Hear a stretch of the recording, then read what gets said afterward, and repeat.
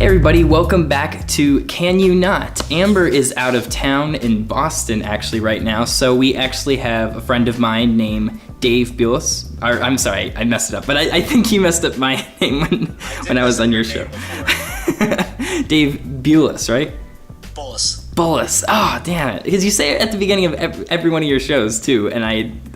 You had one job, Joe. I had one job. I think I thought about it too hard. I said I'm not gonna mess this up, and then I literally messed it up because I was thinking about it too hard. No sweat, Joe. No sweat. And Dave, what do you do? What are you most known for right now? I am most known for being a filmmaker and podcaster here in Philadelphia. That's pretty much what I'm known for. And so we also have Jesse here as per usual. And today's theme that we have is on podcasting, since Dave's been very successful with his own, and we thought that'd be a nice way to tie things in today. I was just thinking about how successful podcasts have become. And it's interesting to compare it to the mediums that have come before it, such as television or radio or any of those, because it's always interesting to see at what point does it become mainstream, I think. And because podcasts have been around since, I would say, we could start getting audio files on the internet, and people were doing them, in the early 2000s.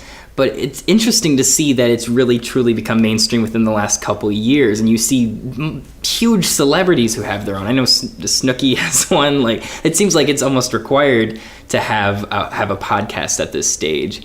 So I guess I was wondering what you both think about this mainstreaming of this medium, and why now? Why is it that in 2014, 2015 that this really started taking off?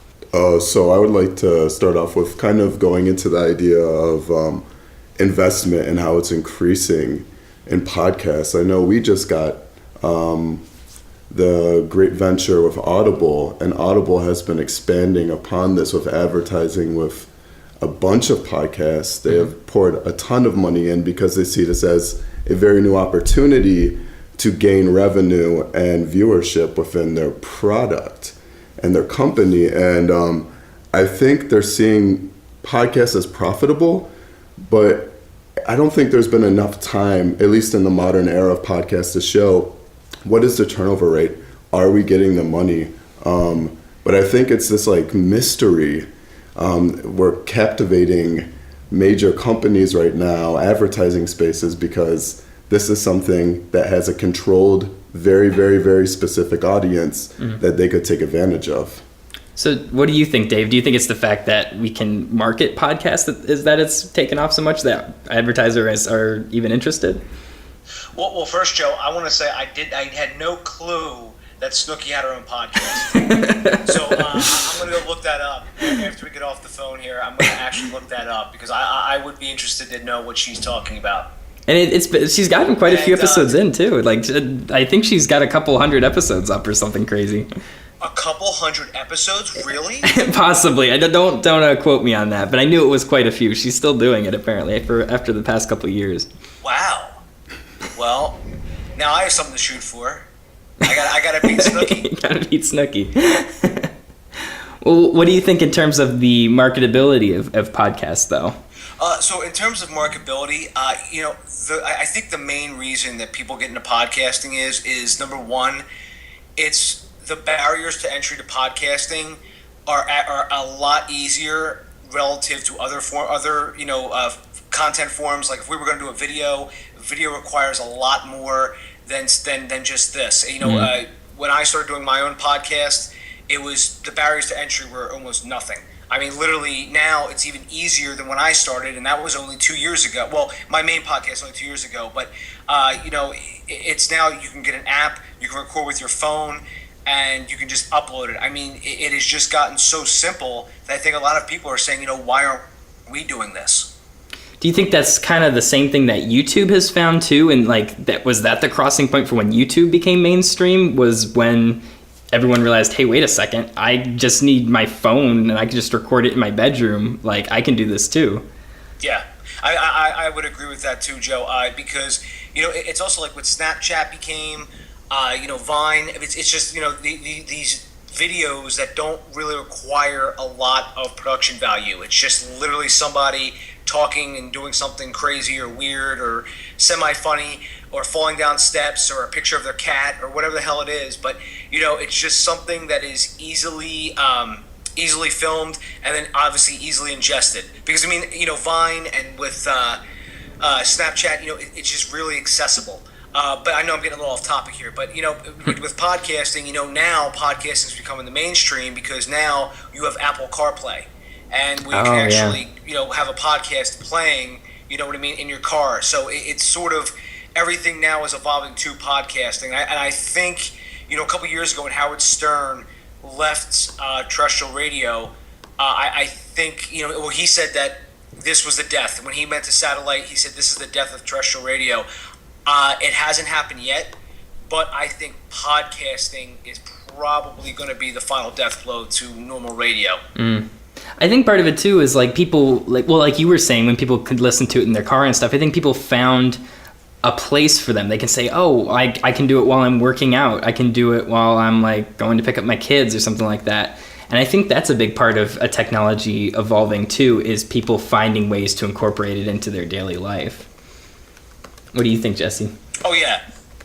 No, I definitely agree. The adaptability of it, and you can rely upon an MP3, MP4, a WAV file, or you can rely upon streaming with this. I mean, the way to access this is kind of amazing. There's no limits to this in a sense. So, right. Podcasts are becoming the new independent artists. In my opinion, you know what I mean? Like, they're breaking down barriers, they're challenging radio, they're making their own rules. So I find it amazing, really. I think maybe too, like the podcasts that were out like 10 years ago or so, like the internet speeds were so much worse than what they are now even. And so it's like, I feel like maybe there was less, like people were more hesitant because they're like, oh, well, I guess I could listen to this, but it's going to take me an hour or two to download an episode. So I don't know why I bother. So I think maybe that helps too. Just like everyone has like 4G data on their phone and can just download it in an instant, I guess. But, yeah, I would agree with that, Joe. Yeah, because it's a lot more accessible too. I mean, there's apps now where you can actually just hunt for podcasts. You can put it in a category like I want to learn more about business, and you can actually see every business podcast now and go through one by one. And again, it's always about making it easier to attain, and that's pretty much where we are now. And even like I was saying, even 2 years ago, it's now even easier now to get into podcasting than it was. Right, and you've been doing this for a couple years now. You've mentioned before, you said you think it's easier. Can you give us some specifics about why you think it's easier today than it was several years ago? Sure. So even beyond 2 years ago, I had a private radio station, and we actually used to do a podcast from there. And we had to record, and we had to get everyone to come in to the studio. So right then and there, there's obstacle one, which is getting everyone together in the same room, which some people had to drive a little while, maybe 45 minutes to an hour. We recorded it pretty much the same way I recorded mine, and the issue always came in when you had to actually upload it, and there was a lot of different barriers when I had to upload episodes. It was always a problem. I've noticed too that even with that nice radio station, I always sort of had there was too many bells and whistles. So when after that podcast ended, it was about another maybe 6 months to a year before I started my podcast, and I started it using technology that is actually outdated already. So it was a program I used to record through Skype, and basically just trying to record that way was problematic because of internet connection. There's another two obstacles right there: the software, and the third one is the internet connection. And also at that time, the microphone selection I had wasn't where I wanted it. So within the past 2 years, a new board has come out that I use. A new microphone has come out that I'm using. Both of those I'm using right now. And the software has gotten much cleaner, much better. And I live right in Philly, so I live right by the Comcast building. So my internet is kind of sort of solid most of the time. I haven't really had many problems with it. But one tip I always give to podcasters is for whenever you're doing a podcast, run a Cat 5 from your computer to your router, and use that. It's a stable connection, better than because most Wi-Fi isn't too stable. Oh, that's very smart. I probably should have done that before we started talking to you today. What I was going to say is, Joe, even the Cat 5 cables have come down in price. I bought like a 100-foot Cat 5 cable off of Amazon, and I think I paid probably $10-15 for it, if even that. Oh, wow. That's incredibly inexpensive. I was looking further into podcasts and how can you be profitable and make some kind of money? What can set you apart? Major podcasts use premium content in a sense where they make you pay for certain episodes in a sense. And podcasting has moved in such a direction to kind of set itself apart and make its catalog unique and kind of attracting different audiences and kind of establishing and capturing impressions. NPR has done this, Keith and the Girl and other popular shows have done this, but I feel that cannot last in an environment where, once again, we're in a streaming age where many people would just move to a podcast that's related to that for that specific episode and get their kind of storytelling or point of view on this topic. So I wonder, could premium content still exist within the next couple years? Is it something that people are just using now because right now podcasting is this phenomenon? Can premium content exist in a streaming age? At least for me, because I'm an online creator in several different ways, that's something that I always have an interest in, because advertising is a really nice way to get money for a project, whether it be a YouTube channel or a film or a podcast. But I feel like it has its limitations, and you're always trying to find new ways of trying to get in revenue without directly asking for ad sponsors sometimes. And I think like premium content if you have the audience, I feel like it's a really good way of doing that. If you have like a Patreon, or if you have, like you said, like special episodes and stuff like that, it seems in theory like a really good workaround, like Indiegogo, or, people who have funded their albums and by their fans and stuff like that. But yeah, you drive a good point. In this age where we're like, we want everything free and we want everything now, is there room for growth in that at all? I don't know. It's hard to say. I hope there is, because I feel like it's a really good way. What do you think, Dave?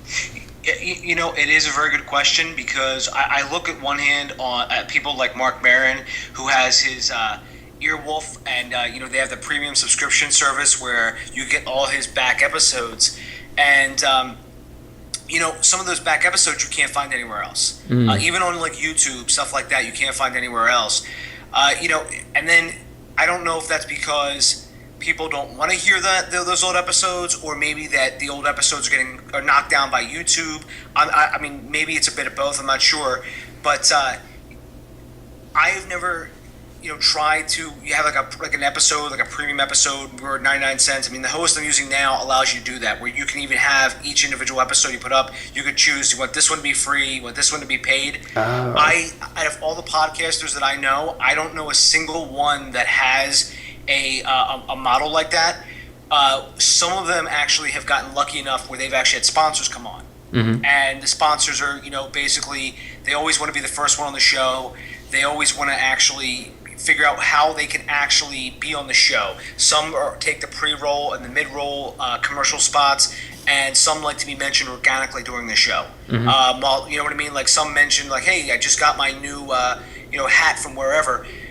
So some people are more into that. Some companies are more into that. So it's just interesting, and I still think that if it does eventually, if this gold mine ever does end, I wonder if this really is it, or if we're going on to something else. You mentioned crowdfunding, and I thank you very much for mentioning crowdfunding, because when I see people crowdfund, they had to build an audience somewhere prior to their campaign succeeding. Absolutely. I've seen rappers, fund their whole CDs. I've seen different companies are able to fund their entire project, in one day. I've seen YouTube celebrities that I'm actually friends with, and I saw them actually, succeed one day, and they all had that built-in pre-audience. So using YouTube as an example, they gave it every week. Their show was on, and they just, obviously it's all free, and I don't know if they use YouTube ads. I'm probably going to say that they probably do use YouTube ads, but I don't know how much money they're actually getting from that. So I think what I'm trying to say is, I think the paradigm that we should be looking at is, you have a product like a podcast or a YouTube show, you give that away for free, and then you try to segue into using that for crowdfunding. And whether you go into Kickstarter, Indiegogo, or Seed and Spark, wherever you go, you need to tap into that audience that has been getting stuff for free to fund the new stuff. At least that's what I've seen in my experience. I would agree, and the ones that I've seen do it successfully do have that, where they're either offering something additional or they are merely like, I guess, because I've seen people try to completely go from a free model to a completely paid model. They'll say, you only get any of my content when it's paid. And even the people who have the huge audiences, that does not fly at all. That does not go over well. So I think that seems like the best route is having both if you're going to do it. The thing that I would find advantageous for these podcasts or these startup podcasts that want to use this kind of premium content platform is, I love Bandcamp. Bandcamp gives the opportunity to say, name your price.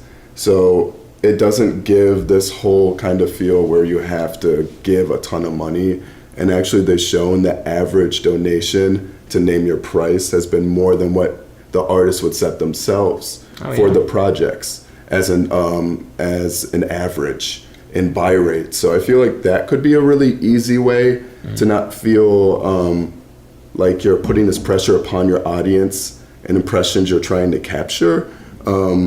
I feel like once you do this kind of premium content-based strategy and you say, okay, $1.59 or $1.99 for this episode because this is our anniversary show, or we're talking about a very hot topic and I know people want to listen to, I feel like that diverts the audience. And in an age where it's growing and 21% of the United States listens to a podcast, I feel like this is not the time to do it. Yeah. It's just this premium content thing would not work. It would not work in this age, just in my opinion. Even with my own experiences, I mean, the first movie premiere that we did, we had a set price of, I think it was $5 for tickets. And then the second time around, we let it open to anybody, in terms of how much they wanted to pay when they get in. And you were right, we saw a lot more people give more than the average when you let them choose. And there were some people who couldn't give anything and just came in for free, which was also great. But the fact is, overall, we made more doing it that way. So I think that's very smart. What do you think, Dave? Yeah, and just to go back to what I was saying a little bit earlier, some people even use a book as an example, where they sell the book on Amazon, and then they then have a podcast.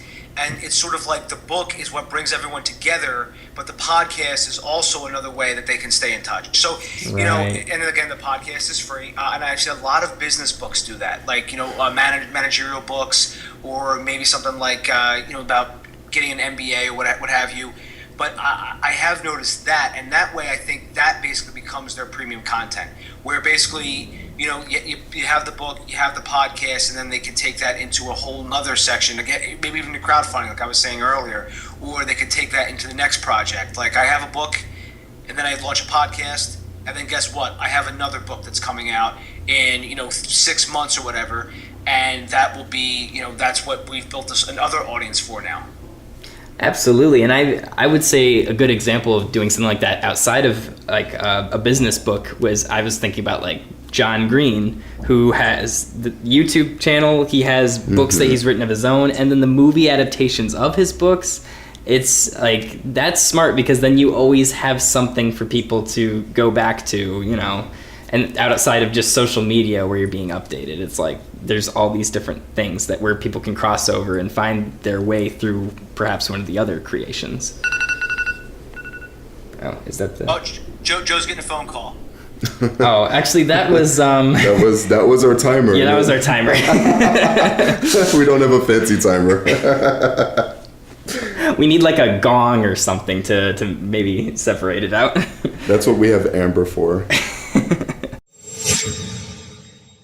I'd like to take a second to talk about yet another brand new sponsor for us. It's called Day One. When I was little, I used to journal a lot. In fact, I have journals ranging all the way back from kindergarten up until about 9th or 10th grade, and then it kind of fades out. But for a time there, I was doing it almost every day, but I just found that the hard part is just remembering to do it and having the motivation. Well, Day One is a journal app that you can get for the Macintosh, the iPad, the iPhone, and essentially what it is it's a whole journal that you have right online. They make it really easy, and a lot of those problems I talked about that made it hard for me to have a physical journal actually are not there with Day One. In fact, one of the things they have that you don't forget is that you can set a notification to pop up on your screen at a particular time of day. So then you don't really have any excuses. You can even hit a snooze button if you want it to remind you later on. Furthermore, you can upload like pictures to go along with it, and it's really neatly organized. And this also sounds really minuscule, but I really like their font too. And I mean, that's a big part of it though, right? Like if you're using an app all the time, you want it to be a pleasant visual experience. And Day One definitely does that. So if you'd like to try Day One, you can go to dayoneapp.com, or you can find it on the App Store, Apple's App Store. I highly recommend it. I think it's awesome. And if you really want to reclaim your journaling, I think it's a great tool for that. So definitely check them out. Thanks. So now that we've reached the last segment, we didn't want to make Dave have to go through and try to come up with a topic because it was pretty short notice that I contacted him. But we thought we'd just talk to you a little bit about your podcast and how you got started in it, since you have crossed well over 100 episodes. We are only at, I think this is 28 or something. 28 or 29. Yeah. 29, I think. So, so how did you get into this? Well, Joe, just to start off with, I was feeling pretty good about my podcast until you told me about Snooki. So there were a couple hundred. So just to go back to that, I'm like, man, I thought I was doing good. But no, all kidding aside, I got started off in podcasting probably maybe 3 to 4 years ago. I wanted to start making something that was, just to put something up there. And like I was saying, with video, you have to have the camera, you have to have a great lighting, you have to have, just a right environment to do it in. And even though I had access to that, it was then getting people to show up. It was, making something that I would actually, even I would want to watch, you know what I mean? So I didn't want to just make anything for the sake of making something. So what I did was, I thought, hey, you know what? Why not create a podcast? Why not just do something small first? Since podcasting is just audio, I can use this as an experiment. And I got 2 friends together, and we started doing this weekly podcast. We originally were supposed to have 4 members. We quickly went down to 3 because one guy didn't show up on the first episode, and then never came at all anyway. Yeah, so that was the one obstacle, just to start off with. And, we started doing it. Well, we only got to about probably 7 or 8 episodes before we had to call it. So basically about another 6 months to a year went by, and I started doing my own podcast. That was in 2014. And I finally just decided, you know what, why bother anymore waiting around for somebody else? What if I just did one by myself, and I'll interview all these filmmakers that I know, because I said, I know so many filmmakers, I know so many directors, producers, writers, and I said I'll just make a whole film school podcast and just see where it goes. And basically, I started off in the same studio that we used for the prior podcast, and eventually I realized that it was there's just too many things that are going wrong in this studio, which is a whole nother story, but I eventually, for the 3rd episode on, I just started using my laptop. I've experimented with different microphones. I've experimented with different software, both to record and to edit with.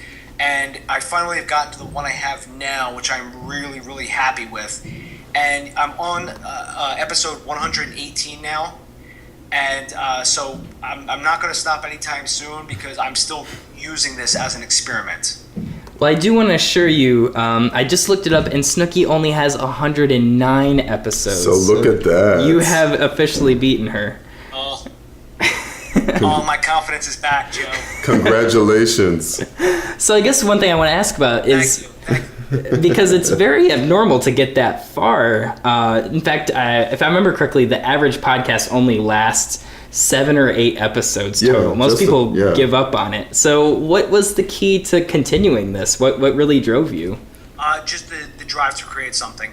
Because I got tired of waiting around, and when I would make videos and stuff, and I would go to other people's film sets, that requires a lot of moving pieces. It requires a lot of people. With podcasting, I basically broke it down, my podcast, into just me, a microphone, Skype, and the other person. And basically now I can talk to anybody in the entire world through Skype, and I don't have to. There's so little barriers to entry now, because after the episode, the recording's done, the session's done, I just edit it, I upload it to my host, and it goes live to iTunes, and it goes live to Google Play Store where it has podcasts now.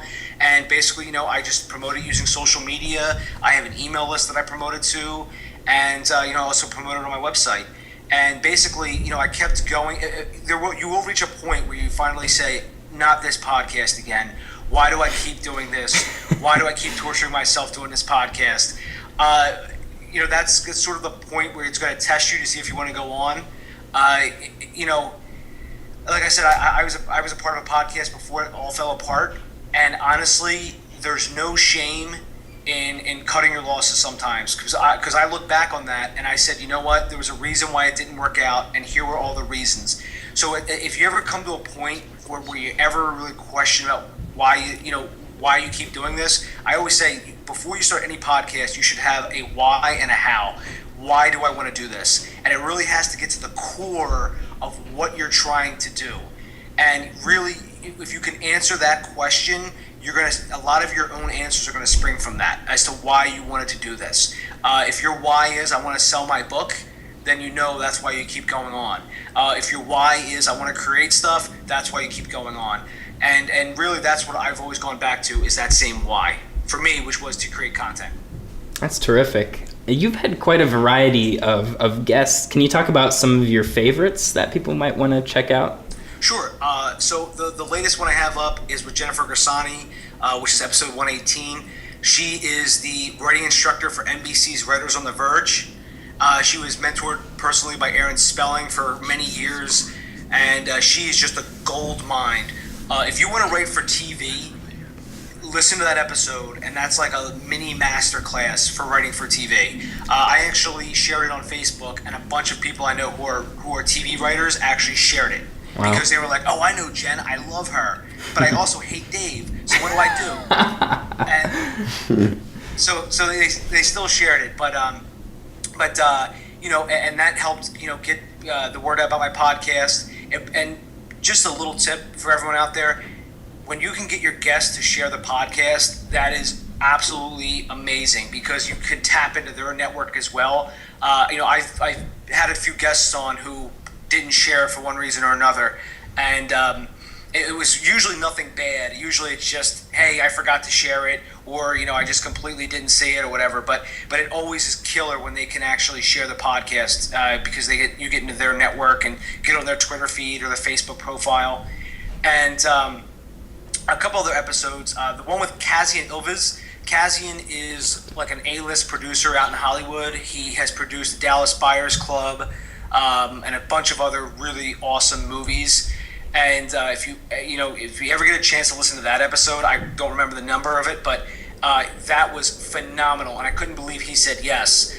And he was just, I actually ended up talking to him because I knew a couple of friends of his, and it's funny because they retweeted it when it came out, as did Kazian. Well, I had a bunch of people on Twitter, they would send me messages privately like, hey Dave, could we get Kazian's cell phone number? And I was like, yeah, sure, man. I'm just gonna make this awesome contact and give out his cell phone number to anyone who wants it. And there's so many other awesome episodes that I mean, but I just can't think of them right now. But those two really jump out. So if you want to produce movies, check out the one with Kazian Elvis. And if you want to write for TV, check out the one with Jennifer Grassani.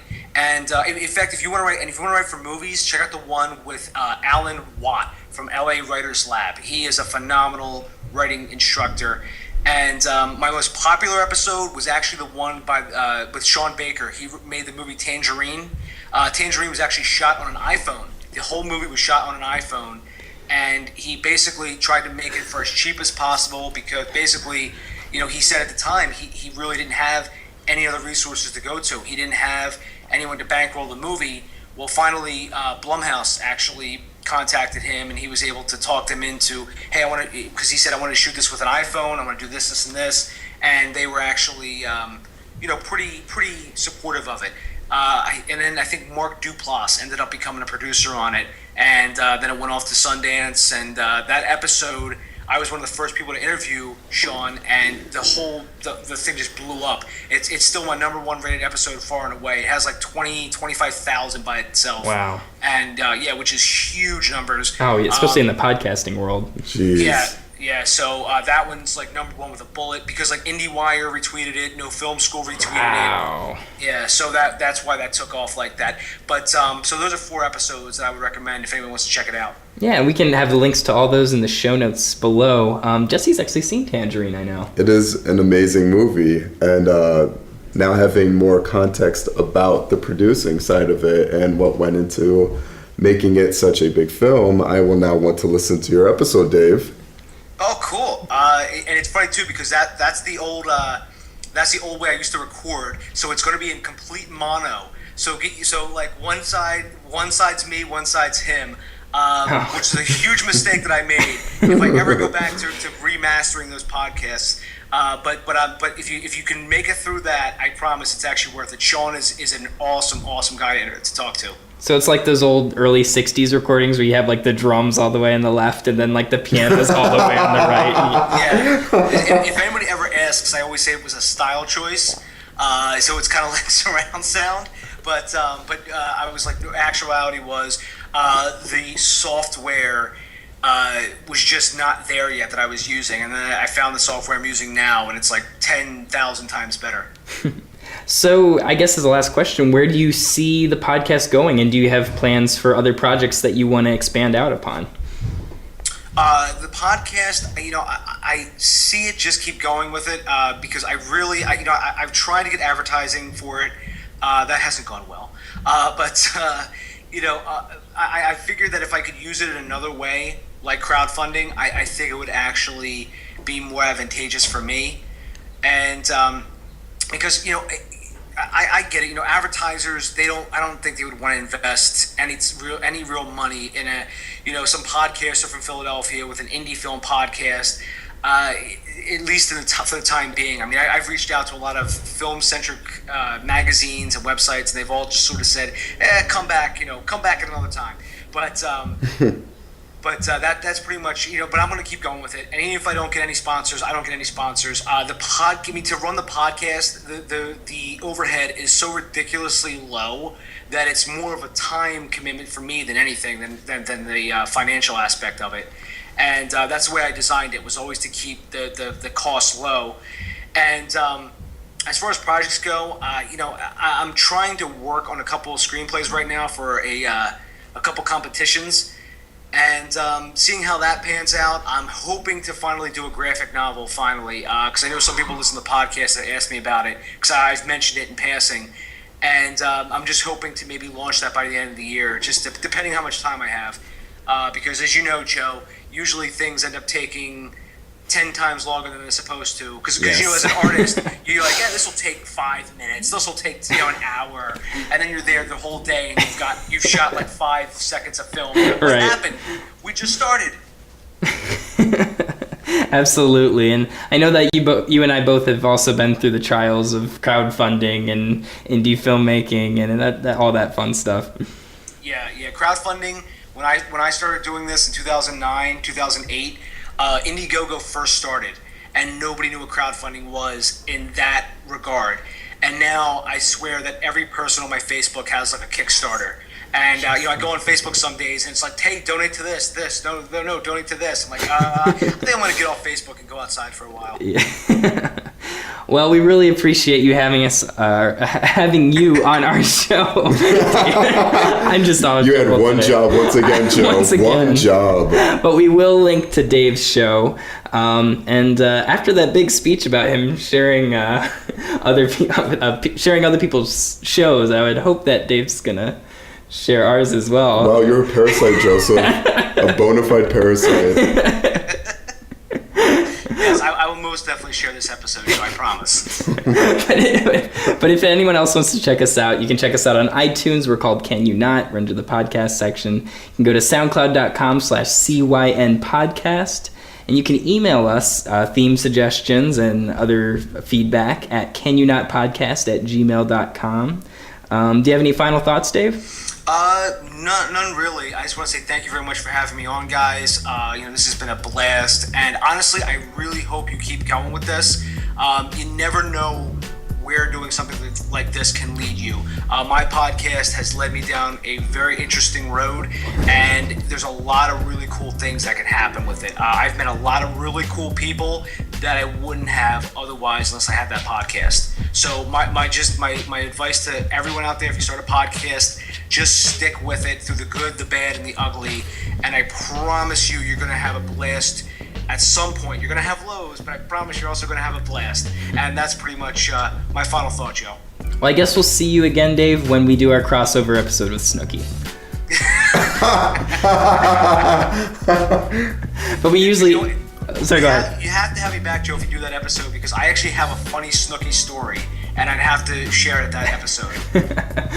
We'll definitely do that. We'll be in for a treat for sure. And then we always end each episode by just saying, can you not? Can you not? Can you not?